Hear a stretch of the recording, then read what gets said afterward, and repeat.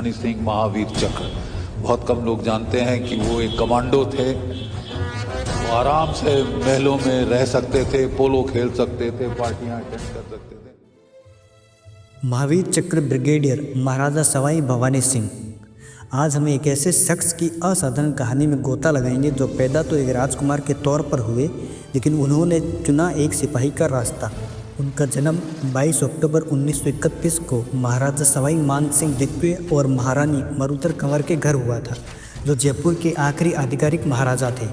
उन्होंने हेरो, जो कि यूके में है, जैसे बेहतरीन स्कूलों में शिक्षा पाई।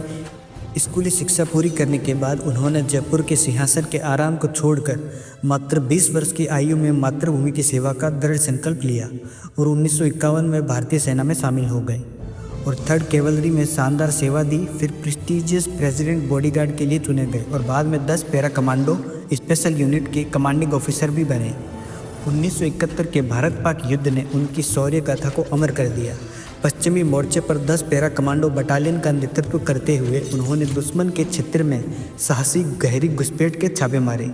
5 दिसंबर 1971 की रात को लेफ्टिनेंट कर्नल सवाई भवानी सिंह जी ने भारत पाक युद्ध के दौरान अपने बटालियन का नेतृत्व करते हुए एक अविश्वसनीय गुप्त मिशन को अंजाम दिया और लगातार 4 दिन और 4 रातों के बाद उन्होंने पाकिस्तान की सीमा में लगभग 80 किलोमीटर अंदर तक घुसपैठ की और ज़बरदस्त हमले के परिणाम स्वरूप पाकिस्तान के सिंध प्रांत के छाछरो कस्बे पर कब्जा कर लिया और अब छाछरों पर भारत का तिरंगा लहरा रहा था। उनके प्रेरक नेतृत्व में दुश्मन में घबराहट पैदा कर दी, जिससे उन्हें पीछे हटने पर मजबूर होना पड़ा और एक बड़ा क्षेत्र व महत्वपूर्ण उपकरण पर कब्जा हुआ और उसी के बाद से उन्हें छाछरों का शेर भी कहा जाने लगा। युद्ध के बाद उन्हें भारत के दूसरे सबसे बड़े सैन्य मेडल महावीर चक्र से सम्मानित किया गया। युद्ध के तुरंत बाद भारत सरकार रियासतों की प्रिवेसी पर्स को समाप्त कर देती है।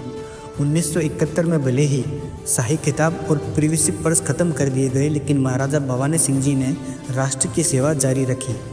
ऑपरेशन पवन के दौरान अपनी पूर्व यूनिट का मनोबल बढ़ाने के लिए उन्हें सेवानिवृत्ति के बाद ब्रिगेडियर की मानक रैंक भी दी गई। जब वह युद्ध से लौटे तो उनका शाही दर्जा खत्म हो चुका था। वह अब महाराजा नहीं थे, लेकिन वह उससे भी महान ब्रिगेडियर महाराजा सवाई भवानी सिंह जी बन चुके थे, जो किसी भी शाही ताज से कहीं अधिक बड़ा था। कहानी इस बात पर समाप्त होती है कि भवानी सिंह जी को राजसी ठाट बाट छीनने का कोई अफसोस नहीं था। उनके लिए महावीर चक्र का सम्मान जयपुर के मुकुट से कहीं ज़्यादा कीमती था।